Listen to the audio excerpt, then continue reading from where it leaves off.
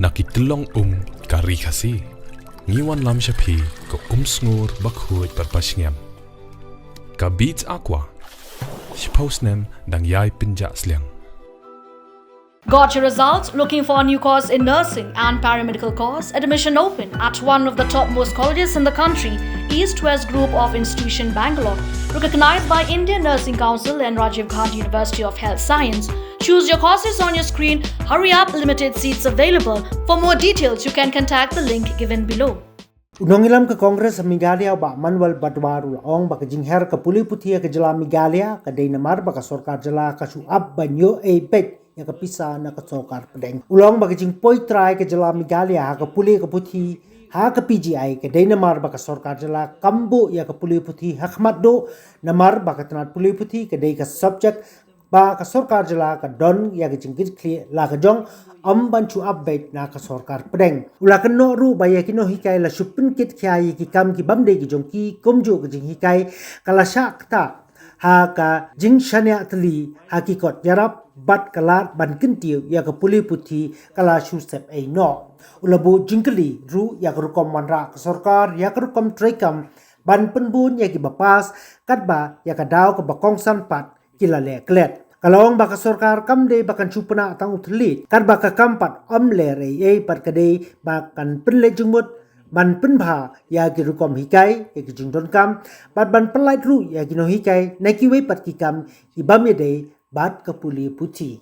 The demand for resignation of the union minister, which is repeated, and because of the various nationwide exam failures, I think is a legitimate demand.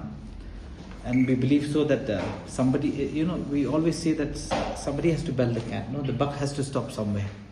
And the buck at this time has to stop with the education minister, the union minister. I think it's very important that we stick to that. And the government also takes it, shows at least that it takes it a lot more seriously than what it has been doing. We also say that, that whatever leakage that has happened in the past, I think there should be a time-bound investigation towards the various leakages that has happened, because the public needs to know, the students needs to know, and especially people who are aspiring, because then you'll build the confidence level amongst the students as far as students is concerned, because I think it's been eroding, and it's eroded quite heavily right now. So most of the students have given up on the system itself. Yeah. Full disclosure of the Radhakrishnan committee recommendations were actually implemented. So with that we have to know. Restructuring and replacement of the NTA with a transparent, accountable, properly staffed body. Right? As I think Balang has mentioned earlier, that it's more or less everything seems to be heading down to commercialization. It is. And the BJP is more interested in actually making money from each and every system that might exist. And I think that is something that needs to be looked at more seriously. And the NTA, definitely a restructuring of the NTA is a legitimate demand from our side. As far as the teachers are concerned, I think the numbers have already been spelled earlier. It's quite a huge number, nearly 10 lakhs now. We believe that many vacancies, and I think the ugly face is even being seen in Shillong, right? So Nehu itself has a huge amount of teaching staff which is not filled, and there's no intention to refill them. I think that will definitely impact the education system, which is very basic, but then it's very important that has to be taken into account. The students who have been betrayed, right? Most of the students, I think it's becoming a health issue. Yeah. So the mental health of many of these students who has gone through such a traumatic experience, I think it's the government's responsibility to take care of them. It's the government's responsibility to ensure that no harm is done to them, because it's of no fault of theirs. And I think that's also very important. Parliamentary debate on the future of national education and the national testing itself. I think so the government should open up and should not just keep on shunning people from discussing this on Parliament. And I think the floor of the Parliament is an important democratic tool in which everybody can voice out their opinions and so on and so forth, and the truth will come out. And that's also one of the important things. And we believe that these are the demands in which it's legitimate from our side. And I believe so that even from the central's point of view, the Congress is heavily into this. And we would also like to share this with all of you. If you ask me, I'm 150% agreeing with you, because it's a concurrent place, right? Education is not just a responsibility of the central government, and education is also not just a responsibility of the state government. They work both hand in hand, right? The problem with the state government here is basically we are living in a notion that we have to keep on depending. The education system has to be dependent on the center, even though yes, as per the spending. In proportion to the GDP, we're not as bad as what the center is doing. We're doing far better. But it does not translate to actually results, right? So why it's not translating to results? I think it's because the government itself, in most of the time, in most of the cases, is not really focusing on what is required to be focused upon. There's a lot of opportunity which is being wasted. When I go around and I speak to many people from the teaching staff and who run schools and so on and so forth, most of the teachers do tell me, and it's a common knowledge that everybody knows, that most of the teachers are burdened with so many other work rather than teaching itself. Yeah, right? So when you're burdened with so many administrative work just because the government wants certain data, and those data keeps on changing every week or so, it just shows that everybody is in what we call as running helter-skelter, right? You're like a chicken with no head, and you're running from pillar to post, and you're not going to reach anywhere. And if you have an education system which is like that, and you have the teaching staff which exactly is not being guided in a proper manner, then obviously education is suffering and will continue to suffer. I think the government has to put its foot down. We all know that the center itself is not concerned about the education system, whether it's in the state or in the country as a whole.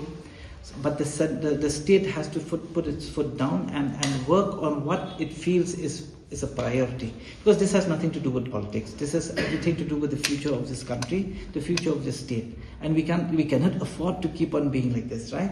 So when we're being rated as one of the worst, please remember one thing. It's not necessary. It could be also a government agenda, right? Because the BJP as such per se does not like minority-run institutions, correct? And the minority-run institutions in this state is doing fairly well, if you ask me. Yes, from the government's perspective, we are failing in many other parameters. So we have to strike that balance. And I think the government of the state knows a lot better than me, and they have a lot more data than me. So I think there are low-hanging fruits which has to be plucked as fast as possible. And we just hope that they plug it as fast as possible, because we can't just keep on having lip services, right? Because I think we've heard lip services for the past 3-4 years now. And it's getting just worse as the years pass by, yeah? It's about knowledge. It's also about processing the knowledge, right? So that you make good decisions in life, so that you actually have a problem-solving ability, correct? And so that you're able to question things. But the problem right now is that we are only focusing about creating that knowledge base without teaching people how to think. And the critical thinking aspect of it is lacking a lot in this state, right? And for which we'll have people who probably knows everything, but who cannot process anything. So depression will come into play and so on and so forth. And that will impact the society as such per se, because we have generations and generations that we're losing as the years pass, yeah? Every morning in our house begins with a race. Shoes, slippers, everything on the ground. Mom shouting for breakfast. Dad's hunting for keys. And I'm in a hurry putting on my socks. Shillong's roads are always full. Honking cars, parents rushing, everyone trying to reach somewhere first. Then one day, the STEM's bus came to our lane. Big, bright yellow, like sunshine on wheels. The bus is always on time. Arcadica waves, it feels like family arriving. Inside, it's not just seats and bags and uniforms. It's laughter, stories, songs, small little friendships growing every morning. We share snacks, help in homework, and learn to wait for each other. I think that's what community really means. caring for people who share your road. When I see other parents dropping their kids one by one, I think, wow, if one bus can take 50 of us, that's 50 cars less on the road. My father says the bus helps save money because it's not just fuel we're saving, it's time too, and time matters. And my mother knows exactly where I am, every turn, every stop, all thanks to the STEMS app on her phone. The bus feels safe, clean seats, big mirrors, and a careful driver. When a new student comes in, we always make space, and by the next stop, we're already laughing. When we reach school, our caretaker walks us right to the gate.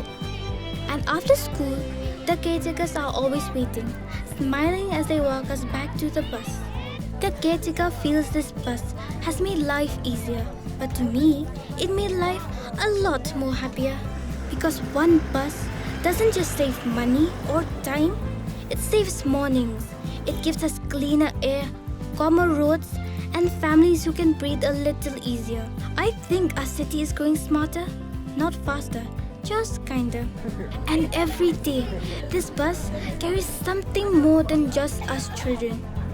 It carries stories, friendships, dreams, the small moments that slowly becomes memories, and carrying a little bit of Meghalaya's heart with them. Every day, as the bus doors shut and the engine hums to life, I take a quiet moment to be grateful for the journey, for the care, and for everyone who makes it possible. This is STEMS, our ride, our happiness, our tomorrow.